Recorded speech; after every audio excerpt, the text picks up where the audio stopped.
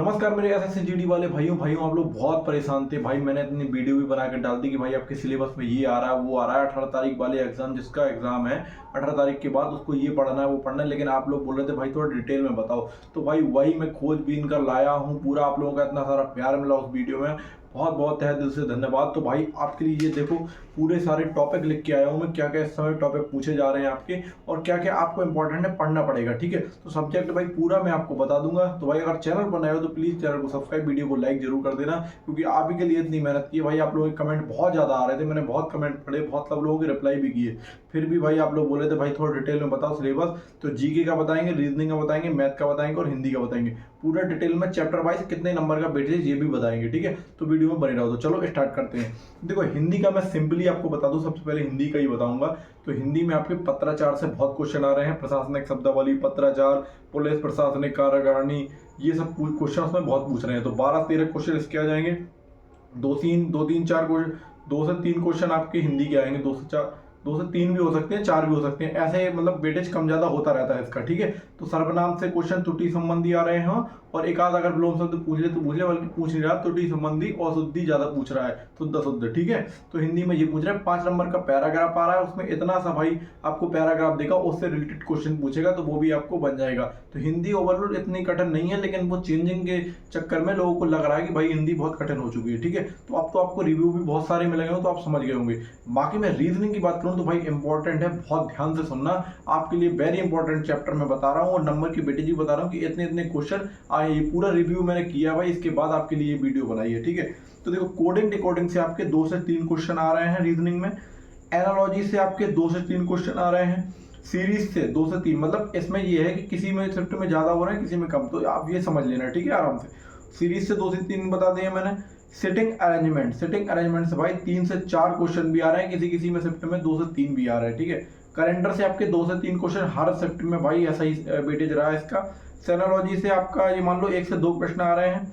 Missing number से आपके 1 से 2 क्वेश्चन आ रहे हैं, और जी क्या बोलते हैं, अल्फाबेट से आपके 1 से 2 प्रश्न आ रहे हैं। क्लॉक से आपके 1 से 2 प्रश्न आ रहे हैं। डायरेक्शन डिस्टेंस से आपके 1 प्रश्न आ रहा है। ठीक है, ब्लड रिलेशन से आपका 1 प्रश्न आ रहा है। फिगर काउंटिंग से आपका 1 प्रश्न आ रहा है। ठीक है, और इसमें ऑड नंबर का ही पूछ रहा है, विषम संख्या पूछ रहा है, तो 2 से 3 क्वेश्चन विषम संख्या भी आ रहे हैं। तो आप अपना इसमें रीजनिंग में वेटेज देख लेना। यही सब भाई यार, अगर आपने ये चैप्टर कंप्लीट कर लिया तो आपके लिए बहुत अच्छा रहेगा, मस्त रहेगा। ठीक है, तो रीजनिंग हमने खत्म कर दी। अगर कोई प्रॉब्लम हो तो कमेंट कर देना, मैं उसका भी जवाब दे दूंगा, और ये शायद पीडीएफ भी मैं बना के डाल दूँ इसके। ठीक है, बाकी मैथ पे आ जाएंगे तो मैथ की बात करेंगे तो मैथ में सुन लेना भाई।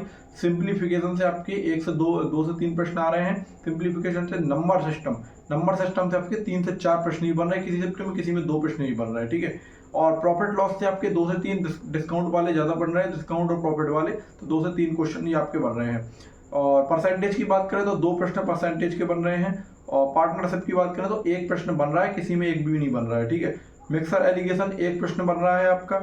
टाइम एंड डिस्टेंस से 2 से 3 प्रश्न, मतलब उसमें नाव धारा भी आपकी शामिल कर ली जाए तो ये आपके 2 से 3 प्रश्न इसको मिलाकर आ रहे हैं। ठीक है, मेंसुरेशन की बात की है तो मेंसुरेशन में आपके 1 से 2 क्वेश्चन भी आ रहे हैं, किसी किसी में 3 भी आ रहे हैं, बस 3 तो नहीं लेकिन 1 से 2 ज्यादा आ रहे हैं। रियल के क्वेश्चन करें, किसी में 1 आ रहा है, किसी में 0 आ रहा है, बहुत ही नॉर्मल सा सवाल आ रहा है। समय और कार्य की बात करें तो 2 से 2 प्रश्न आ रहे हैं, किसी किसी में 1 प्रश्न आ रहा है। ठीक है, तो और एलसीएम एससीएफ की बात करें तो 1 से 2 प्रश्न आपके एलसीएम एससीएफ से आ रहे हैं। और साधारण ब्याज की बात करें तो 1 प्रश्न आ रहा है। चक्रवर्ती ब्याज की बात करें तो 1 प्रश्न आ रहा है। औसत की बात करें तो 1 से 2 प्रश्न आपके औसत में आ रहे हैं। ठीक है, तो ये मैथ का सिलेबस पूरा बता दिया। अब आया भाई सबसे बड़ा पार्ट, वो है जीके। आप लोग बहुत परेशान थी भाई, मैंने बहुत मतलब रिव्यू देखे, तब इसके बाद मैं आपके लिए मतलब इंपॉर्टेंट चैप्टर लिख के आया हूँ, क्योंकि भाई जीके का बताना भी कोई संभव समझ में नहीं आ रहा था, क्या बताऊँ आपको। लेकिन जो इंपॉर्टेंट चैप्टर जिससे प्रश्न अभी आ रहे हैं वो मैं आपके लिए लेकर आया हूँ, तो ये जरूर पढ़ लेना। ठीक है भाई, तो देखो सबसे पहले मैं आपको बता दूं कि पंचवर्षीय योजना भाई घोर के पी लेना, प्रश्न आ रहे हैं। ठीक है, अनुच्छेद भी पढ़ लेना आप। संविधान संशोधन भी पढ़ लेना, बहुत इंपॉर्टेंट है। मुख्यमंत्री और राज्यपाल, अलग अलग क्षेत्र के मुख्यमंत्री और राज्यपाल, और करंट में जो मुख्यमंत्री राज्यपाल बने ये भी आप देख लेना, क्योंकि एआई बेस्ड साथ टेस्ट है तो उसमें भी वो काउंट कर लेगा। ठीक है, नृत्य और त्योहार, नृत्य भी देख लेना, त्योहार भी देख लेना, बहुत इंपॉर्टेंट है। ओलंपिक का प्रथम ओलंपिक कौन है, मतलब पेरिस भी देख लेना, और ओलंपिक भी देख लेना, पेरिस ओलंपिक भी देख लेना। ठीक है, अंतर्राष्ट्रीय संगठन वर्ष और मुख्यालय कहाँ पर स्थित है ये भी आप देख लेना। नोबेल पुरस्कार 2025 में किसको मिले ये भी देख लेना। बजट 2026 का ये भी बहुत इंपॉर्टेंट है, देख के जाना। और WPL 2025, 2026, IPL 2025 महिला और क्या बोलते हैं पुरुष, ये सब देख के जाना मैच का, ठीक है। जनगणना 2011 वेरी इंपॉर्टेंट है, पढ़ के जाना।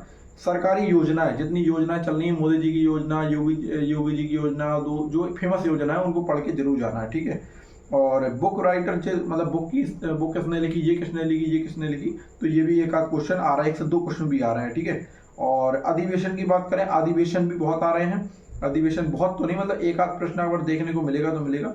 वाद्य यंत्र और वादक से याद कर लेना, 1 से 2 प्रश्न आ रहे हैं। मंदिर, टेम्पल कहाँ पर स्थित है, ये मंदिर कहाँ पर है, बृहदेश्वर मंदिर कहाँ पर स्थित है, दिलवारा जैन मंदिर कहाँ पर स्थित है, तो ये ऐसे भी क्वेश्चन बन रहे हैं, ठीक है। परमाणु षड्यंत्र केंद्र कहाँ पर स्थित है, कौन सा कहाँ पर स्थित है, तो भाई ये भी आपको पढ़ के जाना है। बाकी हिस्ट्री से मैं आपको बता दूं तो भाई हिस्ट्री से मैं आपको कह नहीं सकता, क्योंकि किसी चैप्टर में कोई क्वेश्चन पूछ रहे हैं, किसी में कुछ, तो भाई जितना मुझसे बनता था, जितना मुझे लग रहा था कि आपके लिए इंपॉर्टेंट है, तो मैंने उतने आपको चैप्टर बता दिए। तो ये जरूर पढ़ के जाना, आपके लिए वेरी इंपॉर्टेंट है भाई। मैंने बहुत मेहनत की है इस चीज को बनाने के लिए। और आपको अगर कोई भी प्रॉब्लम हो, देखो मैथ का भी बता दिए, रीजनिंग का बता दिए, जीके का भी बता दिए।